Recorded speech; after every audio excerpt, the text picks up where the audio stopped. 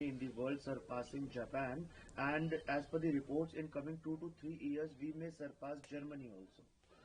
Rahul Gandhi, who is an avid Bharat baiter, who went to Berlin and did Bharat ki badnami, who spews venom against India, Sena, Sanatan, Samvidhanik Sanstha and Arthvyavastha. He had said Indian economy is dead, production is dead. Today he has got a real-time fact check. Indian economy, which was languishing at 11th position under Manmohan Singh, today has come to the 4th position, crossing Japan, $4.18 trillion economy. We will soon cross Germany in the next 2.5, 3 years and become the third largest economy. India's GDP growth rate is pegged at 8.2%.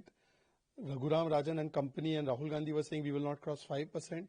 Today we have lowest inflation at 0.71%. We have highest exports. We have highest foreign exchange reserves. We have lowest NPA.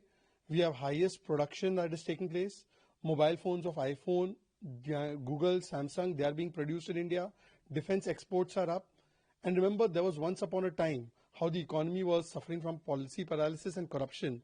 Today, we are the bright spot in the global darkness as far as the economy is concerned. So Rahul Gandhi, his career is dead. His political propaganda is dead. Indian economy is live and kicking, and Rahul Gandhi should stop berating Bharat, especially on foreign soil. Bharat विरोधी बातें करने में माहिर राहुल गांधी, जो भारत बदनामी brigade बनकर Berlin जाते हैं और भारत के खिलाफ दुष्प्रचार फैलाते हैं, कभी सेना, कभी संवैधानिक संस्था, सनातन और आर्थिक शक्ति के खिलाफ, उनको आज रियलिटी चेक मिला है। ये राहुल गांधी बोलते थे कि भारत की इकोनॉमी डेड है, भारत की अर्थव्यवस्था और प्रोडक्शन डेड है। ये लीडर ऑफ प्रोपेगेंडा है, ये लीडर ऑफ ऑपोजिशन नहीं है। आज भारत की अर्थव्यवस्था चौथे स्थान पर आ चुकी है, 11वें स्थान पर थी मनमोहन सिंह के जमाने में। आज जापान को ओवरटेक कर दिया हमने, $4.18 ट्रिलियन इकोनॉमी बने। अब तीसरे नंबर की इकोनॉमी 2.5-3 साल में बनेंगे और हमारा लोएस्ट इन्फ्लेशन है 0.71%, highest foreign exchange reserves, highest exports, हमारा lowest NPA, highest public sector banking के प्रॉफिट्स, हाईएस्ट प्रोडक्शन। आईफोन हो, सैमसंग हो, यही भारत में बन रहा है। डिफेंस एक्सपोर्ट्स बढ़ते जा रहे हैं। ये पहले कभी नहीं हुआ। राहुल गांधी का पॉलिटिकल करियर डेड है। राहुल गांधी कुंठित है। राहुल गांधी मोदी विरोध में, भारत के विरोध में उतर आते हैं। उनको ये भारत बदनामी और भारत के खिलाफ झूठ और दुष्प्रचार अब बंद करना चाहिए।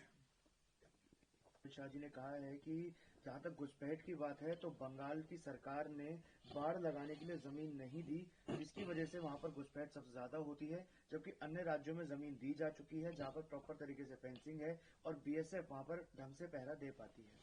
देखिए, आज पश्चिम बंगाल में तृणमूल कांग्रेस के तहत मां माटी मानुष नहीं, बल्कि केवल बाबरी, भारी और भ्रष्टाचारी इनका राज है। और ममता बनर्जी जो है वो भारतीयों को और बंगालियों को कोई अधिकार नहीं देना चाहती। उनका बस चले तो वो सारे रोहिंग्याओं को और घुसपैठियों को ही सारे अधिकार दे दे। उनका एक समय पर घुसपैठियों का विरोध होता था 2005 में। आज सियासी धर्मांतरण टीएमसी का हुआ है और वो घुसपैठियों के लिए लाल कालीन, रेड कारपेट बिछाकर बैठे हुए हैं। इसीलिए आप देख सकते हैं पूरे देश में बॉर्डर फेंसिंग हो चुकी है, परंतु बंगाल के 400-450 किलोमीटर के एरिया में वो फेंसिंग नहीं करने देती, जमीन नहीं देती। और इसीलिए हाई कोर्ट ने भी उनको फटकार लगाई है। जब सुप्रीम कोर्ट रोहिंग्याओं के लिए बोलता है कि लाल दरी नहीं बिछा सकते, तो इनके नेता कल्याण बनर्जी जो है उनके पेट में दर्द होता है। हम रोहिंग्याओं को नेशनल सिक्योरिटी थ्रेट बताते हैं तो वो रोहिंग्याओं को मासूम बताती है। तो आज पश्चिम बंगाल में जिस प्रकार से घुसपैठिया बचाओ, बलात्कारी बचाओ, अपराधी बचाओ चल रहा है, ये ममता बनर्जी अपने वोट बैंक को बचाने के लिए एसआईआर का भी विरोध करती है और घुसपैठिया हटाने का भी विरोध करती है, पर ये ज्यादा दिन तक नहीं चल पाएगा।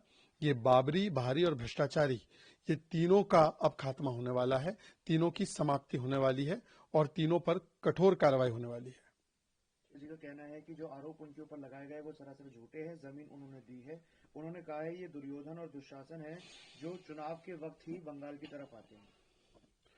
जिनको करना है रोहिंग्याओं के साथ, घुसपैठियों के साथ शासन, उनको दिखता है देश के प्रधानमंत्री और गृह मंत्री में दुर्योधन, दुशासन। ये वही व्यक्ति है जिनको रोहिंग्याओं में शांति दूत नजर आता है। और देखिए, हमें तो वो गाली देती ही हैं, ओबीसी समाज से आए हुए प्रधानमंत्री को गाली देती है, भारत में जन्मे गृह मंत्री प्रधानमंत्री को गाली देती हैं। और रोहिंग्या टीएमसी के लिए एक देवता के समान है। और बोलते बोलते भारत विरोध में भी उतर आती है ममता बनर्जी, बोलती है पहलगाम पाकिस्तान ने नहीं भारत ने कराया। मतलब मोदी विरोध में, बीजेपी विरोध में, अब भारत और भारत की सेना के विरोध में बोलती हैं। पुलवामा पर भी इन लोगों ने बोला कि पुलवामा पाकिस्तान ने नहीं कराया। और ये टीएमसी ही नहीं बल्कि कांग्रेस का भी नैरेटिव है। कांग्रेस भी पुलवामा हो, 26/11 हो, समझौता हो, ये पाकिस्तान को क्लीन चिट देते हैं। तो एक चीज समझ में आ रही है, घुसपैठिया मेरा भाईजान, पाकिस्तान का करो सम्मान, सेना का करो अपमान, कांग्रेस टीएमसी की बन चुकी है ये साझा पहचान।